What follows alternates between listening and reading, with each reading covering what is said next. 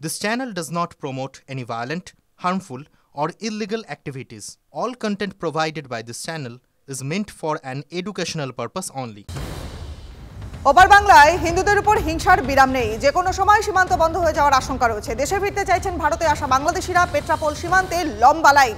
দেশে কি হচ্ছে ভেবেই আতঙ্কে ভারতে আসা বাংলাদেশিরা। মুখ্যমন্ত্রীর কড়া নির্দেশিকা, টাস্ক ফোর্সের নজরদারির পরেও কমছে না আলুর দাম। রাজ্যের পাশাপাশি কলকাতার বাজারে অগ্নিমূল্য আলু না বিশ্বাস আম আদমির। এরই মাঝে আলুর দাম আরও বাড়তে পারে বলে আশঙ্কা প্রকাশ বিক্রেতাদের। আগামীকাল থেকে আলু ব্যবসায়ীদের প্রতিবাদ ধর্মঘট। শেষ মুহূর্তেও কি কোনো সিদ্ধান্ত বদল এখনো জানা নেই ব্যবসায়ীদের। আজও হিমঘর থেকে বাইরে বেরিয়েছে আলুর বস্তা। ভিন রাজ্যে রপ্তানি বন্ধের সিদ্ধান্তের ব্যাপারে কোনো প্রতিক্রিয়া, কোনো প্রত্যাহারের প্রতিক্রিয়া না হলে কাল থেকে বের হবে না আলু। রাজ্যের আলু সংকটের আশঙ্কা রয়েছে। ওয়াকফ সংশোধনী বিলের বিরোধিতায় আজ কেন্দ্রের বিরুদ্ধে সুর চড়াবেন মুখ্যমন্ত্রী। আজ বিধানসভার অধিবেশনে ওয়াকফ বিলের বিরোধিতায় আওয়াজ তুলবে তৃণমূল। বিধানসভার অধিবেশনে আজ পেশ করা হবে ওয়াকফ বিলের বিরোধিতায় তৃণমূল পরিষদীয় দলের আনা প্রস্তাব। এর পাশাপাশি মন্ত্রিসভার বৈঠকও করবেন মুখ্যমন্ত্রী। বিধানসভায় আজ নবনির্বাচিত 6 বিধায়কের শপথ অনুষ্ঠান। বিধায়কদের শপথ বাক্য পাঠ করাবেন রাজ্যপাল সিভি আনন্দ বোস। সূত্রের খবর যে দুপুর 12টায় মুখ্যমন্ত্রীর উপস্থিতিতেই শপথ নেবেন বিধায়কেরা। অপরদিকে আজ মুখ্যমন্ত্রী মমতা বন্দ্যোপাধ্যায়ের নেতৃত্বে মন্ত্রিসভার বৈঠক।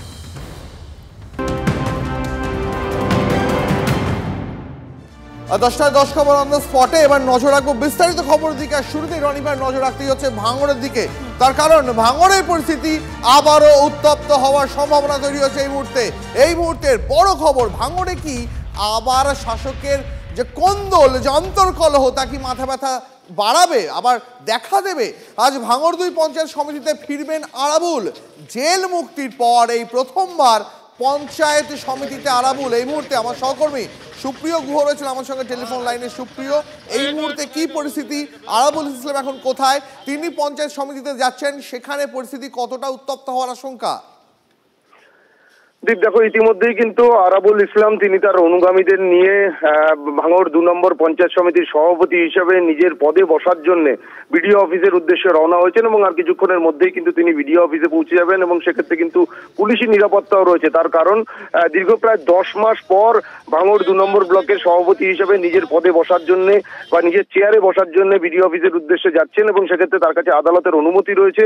আর সেই জায়গা থেকেই তার কারণ 2023-এর জুন মাসে পঞ্চায়েত নির্বাচনের সময় আইএসএফ কর্মী খুনের ঘটনার বা খুনের অভিযোগের ভিত্তিতে কিন্তু চলতি বছর ফেব্রুয়ারি মাসে আরাবুল ইসলাম তাকে পুলিশ গ্রেপ্তার করে এবং পরবর্তীতে জুলাই মাসে সে জামিন পেলেও আদালতের নির্দেশ থাকায় বিজয়গঞ্জ বাজার বাই সংলগ্ন এলাকায় কিন্তু তিনি প্রবেশ করতে পারছিলেন না।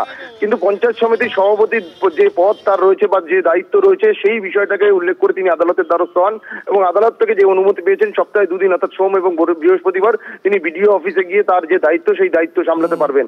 আর আদালতের সেই অনুমতি পাওয়ার পরেই কিন্তু তিনি আজকে যাচ্ছেন বিডিও অফিসের দিকে। কিন্তু এখানে যে বিষয়টা, তুমি যে অশান্তির একটা আশঙ্কার কথা বলছিলে, তার কারণ ইতিমধ্যেই কিন্তু সহসভাপতি পদে যিনি ছিলেন তাকেই কিন্তু কার্যনির্বাহী হিসাবে দায়িত্ব দেওয়া হয়েছিল। অন্যদিকে এই যে পঞ্চায়েত সমিতির সভাপতি হিসেবে আরাবুল ইসলামের যে নামাঙ্কিত বোর্ড, সেই বোর্ডও কিন্তু পঞ্চায়েত অফিস থেকে সরিয়ে ফেলা হয়।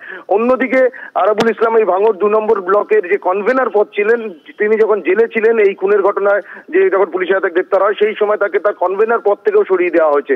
এখন যেটা দেখার, আজকে প্রায় দীর্ঘ 10 মাস পর তিনি যখন ফিরে যাচ্ছেন সেই জায়গা থেকে তাকে তার সেই পুরনো পদ ফিরিয়ে দেওয়া হয় কিনা বা সেটা নিয়েই কিন্তু, কারণ যেটা বিভিন্ন স্তর থেকে জল্পনা হিসেবে উঠে আসছে যে শওকত মোল্লা ঘনিষ্ঠ খয়রুল ইসলাম বা তার যারা ঘনিষ্ঠরা রয়েছেন তারা কিন্তু আরাবুল ইসলামকে কোনোভাবেই আর তার যে পুরনো জায়গা বা সেই জায়গা ফিরিয়ে দিতে চান না। এইখানে সুপ্রিয়, ঠিক এই জায়গাতে সংঘাতের আশঙ্কা থেকেই যাচ্ছে। গোটা ভাঙড়ের মানুষ কার্যত আশঙ্কা করছেন যে ভাঙড়ে কি আবার আরাবুল ভার্সেস শওকত এমনটা দেখা যাবে?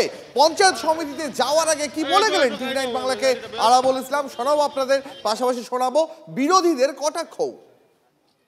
কে কনভেনার সরিয়েছে? আমি কনভেনার আছি। আমাদের সুব্রত বক্সি কনভেনার দিয়েছে আমাদের। শওকত মোল্লা যদি এসে বলে আমি কনভেনার সরিয়ে দিয়েছি, শওকত মোল্লা কে হয়? কে তারে অবজারভার করেছে? সে এখানে এসে যদি সমস্ত মাতব্বারি করে সেটা তো কেউ মানবে না। কনভেনার আমি আছি, পার্টির কনভেনার আছি, পঞ্চায়েত সমিতির সভাপতি আছি। আমি সেইভাবে, আমার দল নির্দেশ দিয়েছে, আমি সেইভাবেই যাচ্ছি, সেইভাবেই কাজ করব। পুরোটাই কয়েনের এপিট ওপিট আমরা দেখবো, নারদ করবো, আমরা টিভিতে দেখবো WWF তৃণমূল ভার্সেস তৃণমূল। এটা দেখবো, ভালো লাগবে। পুরো রাজ্যটাকে তো দুর্নীতির আগ্রায় পরিণত করেছে। বিরোধীকে যদি শূন্য করতে থাকেন, একটা সময় আসবে এই লড়াইটা আপনার ঘরেই হবে। তাই হচ্ছে। আজ গোটা দিনই কিন্তু নজর থাকবে ভাঙড়ে, তার কারণ ভাঙড়ে কি আবার মাথাচাড়া দেবে শাসকের অন্দরের কোন্দল? তার কারণ শুনে গেলেন খোদ আরাবুল ইসলাম যাওয়ার আগে বলে গেলেন কে শওকত মোল্লা। গোটা ভাঙড়ের মানুষ তারা কিন্তু কার্যত আশঙ্কায় যে আবার কি ভাঙড় অশান্ত হবে। আরাবুল ইসলাম জেলে যখন ছিলেন তারপর থেকে কিন্তু শওকত মোল্লা ক্রমশ ভাঙড়ের স্টিয়ারিং নিজের হাতে নিচ্ছিলেন, আর এবার আরাবুল আবার নিজের জায়গায় ফেরত চাইছেন। কি হবে নজর থাকবে দিনভর।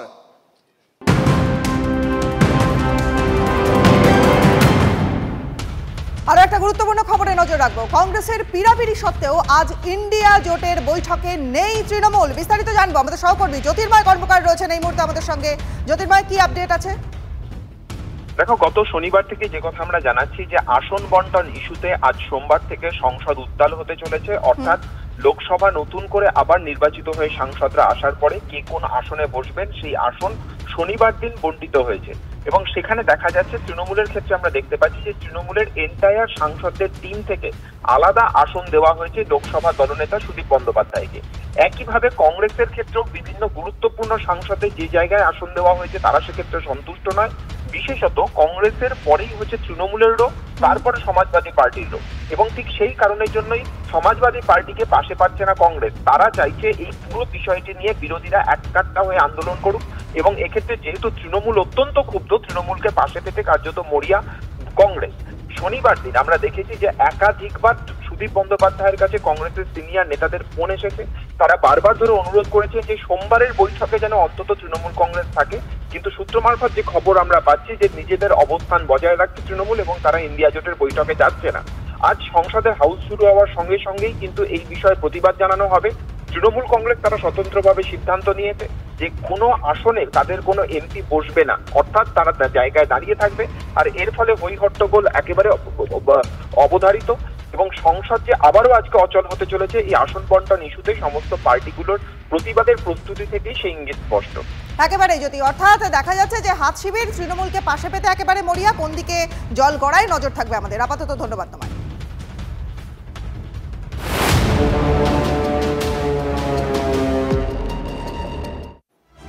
আর রনিপা, আজ নজর কিন্তু রাখতে হবে পেট্রাপোলের দিকেও, তার কারণ বাংলাদেশে সংখ্যালঘু হিন্দুদের উপর অত্যাচার, তার প্রতিবাদে বঙ্গ বিজেপির আজ পেট্রাপোল অভিযান নেতৃত্ব দিচ্ছেন শুভেন্দু অধিকারী, অর্জুন সিং, তারা থাকবেন আজ সকলের নজর পেট্রাপোলে। তার কারণ শুভেন্দু অধিকারী তিনি হুঁশিয়ারি দিয়ে রেখেছেন বাংলাদেশকে বাণিজ্যে কোনো রকমভাবে তার সঙ্গে সহযোগিতা করা হবে না, সীমান্ত ঘিরে দেওয়া হবে। বনগাঁর বিজেপি এমএলএ তারা নেতৃত্ব দেবেন বাংলাদেশে সীমান্ত বন্ধ করে দেওয়ার হুঁশিয়ারি দিয়েছেন রাজ্যের বিরোধী দলনেতা। এই মুহূর্তে প্রদীপ্ত কান্তি আমাদের সঙ্গে রয়েছেন। প্রদীপ্ত, বঙ্গ বিজেপির আজকে কর্মসূচি জানবো, তারা পেট্রাপোলে গিয়ে কি করতে চলেছে সেটা জানবো, এর পাশাপাশি জানবো বঙ্গ বিজেপির কোন কোন শীর্ষ নেতা অর্থাৎ অর্জুন সিং এবং শুভেন্দু অধিকারী ছাড়া আর কোন কোন নেতা আজকের যে কর্মসূচি রয়েছে তার নেতৃত্ব দেবেন। আজকে সনাতনী ঐক্য পরিষদের ব্যানারে এই কর্মসূচি তারা আয়োজন করছে এবং সেখানে শুভেন্দু অধিকারী সহ বিধানসভার যারা নদিয়া এবং উত্তর চব্বিশ পরগনার বিজেপি বিধায়করা রয়েছেন তারা থাকবেন, স্থানীয় সাধু সন্ত গোসাই যারা আছেন তারা থাকবেন, তার পাশাপাশি অর্জুন সিংয়েরও থাকার একটা সম্ভাবনা রয়েছে।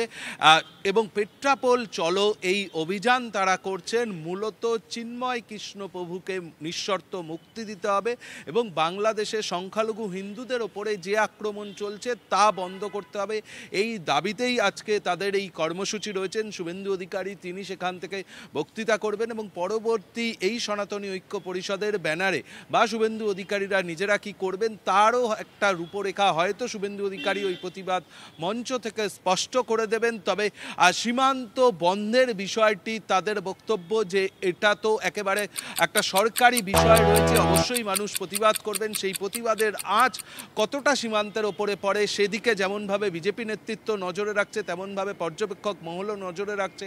তার কারণ দুপারের মানুষই সেখানে যে টেনশনটা এই মুহূর্তে চলছে, ফলে তার জন্য তারাও আশঙ্কা করছেন। আর তবে স্থানীয় পুলিশ সূত্রে যা জানা যাচ্ছে তা হলো একেবারেই শান্তিপূর্ণভাবে কর্মসূচি করবেন শুভেন্দুবাবুরা, তেমনটাই তারা জানিয়েছেন। এবং এই মুহূর্তে সেই কর্মসূচির প্রস্তুতি পর্বও কিন্তু একেবারে শেষ পর্যায়ে পৌঁছেছে দ্বীপ, এমনটা বলা যায়। তবে সেখানে দাঁড়িয়ে শুভেন্দু অধিকারীরা এই যে ব্যবসা বাণিজ্য বন্ধের যে হুঁশিয়ারি দিয়েছিলেন সেটার কতটা বাস্তবায়ন তারা ঘটান, তার জন্য আর কয়েক ঘন্টা অপেক্ষা করতে হবে। একদম আমাদের নজর তো থাকবে। তবে আজ তো পেট্রাপোল অভিযান, আজ শুভেন্দু অধিকারী যাচ্ছেন, কিন্তু এই হুঁশিয়ারি দিন কয়েক আগেই দিয়ে রেখেছিলেন শুভেন্দু অধিকারী। কি জানিয়েছিলেন তিনি, শোনাই আরো একবার। এই প্রশাসককে বলতে চাই, নুন আপনার আছে, আয়োডিনটা ভারতের। আমি এখান থেকে দাবি করছি ভিসা 100% স্টপ করুন। আমরা প্রয়োজন হলে একদিন অপেক্ষা করে ভিসা দপ্তরেও যাব, এখানে ভিসা সেন্টারে। এক্সপোর্ট ইম্পোর্ট পারমিট ইস্যু করা বন্ধ করুন, বাকিটা আমরা বর্ডারে করব সোমবার থেকে, বলে দিলাম। আর চিকিৎসা নেওয়ার জন্য করাচি আর লাহোরে যান, এখানে আসবেন না, পরিষ্কার বলে দিতে চাই। দেখুন, যে কোনো সময় সীমান্ত বন্ধের আতঙ্ক রয়েছে। ওপার বাংলায় হিন্দুদের উপরে হিংসার কিন্তু কোনো বিরাম নেই। দেশে ফিরতে চাইছেন ভারতে আসা বাংলাদেশিরা, সীমান্তে লম্বা লাইন। কি পরিস্থিতি সীমান্তের, ছোট্ট করে জেনে নেব। আমাদের সহকর্মী দীপঙ্কর এই মুহূর্তে রয়েছেন আমাদের সঙ্গে। দীপঙ্কর, দেখো, প্রতিদিনই দিনের পর দিন ধরেই কিন্তু মানুষ চলে আসছেন এবং তাদের মধ্যে একটা আতঙ্ক কাজ করছে। যেভাবে বাংলাদেশের অবস্থা হয়ে রয়েছে তাতে কিন্তু সাধারণ মানুষ অত্যাচারিত হচ্ছেন। বারবার তাদের মুখে একটাই কথা শোনা যাচ্ছে, তারা শান্তি চান, শান্তিতে থাকতে চান, কিন্তু সেই পরিবেশ নেই, সেই কারণে তারা চলে আসছেন। আর এরই বিরুদ্ধে প্রতিবাদ জানাতে আজ বিরোধী দলনেতা তিনি থাকবেন, যে প্রতিবাদ সভা হবে সেই প্রতিবাদ সভাতে তিনি থাকবেন। এবং একই সঙ্গে দু দেশের যে বাণিজ্য হয়, আমদানি রপ্তানির যে একটা বড় প্রক্রিয়া এই পেট্রাপোল বন্দর থেকে চলে, সেটা কিন্তু থমকে যাওয়ার মুখে। সেটা কি হবে সেটা কিন্তু একটা অনিশ্চিত জায়গায় রয়েছে, কারো কাছে কোনো স্পষ্ট ইঙ্গিত নেই। তবে আমরা এখনো পর্যন্ত যেটা জানতে পারছি সেটা একটা প্রতিবাদ সভা হবে এবং সেই প্রতিবাদ সভাতেই মূলত জোর দেওয়া হচ্ছে। এবং আগামীতে কোন দিকে যায় সেটাও কিন্তু দেখবার, কারণ বাংলাদেশের যে অবস্থা রয়েছে, সাধারণ মানুষের মধ্যে যে আতঙ্ক রয়েছে, সেই আতঙ্ক থেকে সাধারণ মানুষ কিন্তু ওখান থেকে বারবার চলে আসতে চাইছেন। ললিপা, একদমই দীপঙ্কর, নজর রাখো। ধন্যবাদ। দেখুন, বাংলাদেশে হিন্দুদের উপর যে নির্যাতন চলছে তার অন্যতম প্রকৃষ্ট উদাহরণ চিন্ময় কৃষ্ণ প্রভুকে অবৈধভাবে গ্রেপ্তার করা। আর আজ চিন্ময় কৃষ্ণ জামিন মামলার শুনানি হওয়ার কথা ছিল বাংলাদেশে, কিন্তু দফায় দফায় আদালতে হাজিরা নিয়ে বিপত্তি। প্রথম দিন পেশের সময় আদালতে তাণ্ডব চলে, জেলে নিয়ে যাওয়া হয় চিন্ময় প্রভুকে। আজও তাকে আদালতে পেশ করার সম্ভাবনা থাকলেও ফের পিছিয়ে গেল চিন্ময় কৃষ্ণকে আদালতে পেশ করার দিনক্ষণ। ঠিক কবে চিন্ময় কৃষ্ণ প্রভুকে আদালতে পেশ করা হবে তা এখনো স্পষ্ট নয়, আগামীকাল করা হতে পারে। আসলে চিন্ময় কৃষ্ণর বিরুদ্ধে মামলা সাজাতে গিয়ে কি কাল ঘাম ছুটে যাচ্ছে বাংলাদেশের? কিসের ভিত্তিতে দেশদ্রোহের মামলা? আদৌ কিছু প্রমাণ করতে পারবে ইউনূসের প্রশাসন? চিন্ময় প্রভুর আইনজীবীদেরও দফায় দফায় হেনস্থা করার অভিযোগ উঠছে।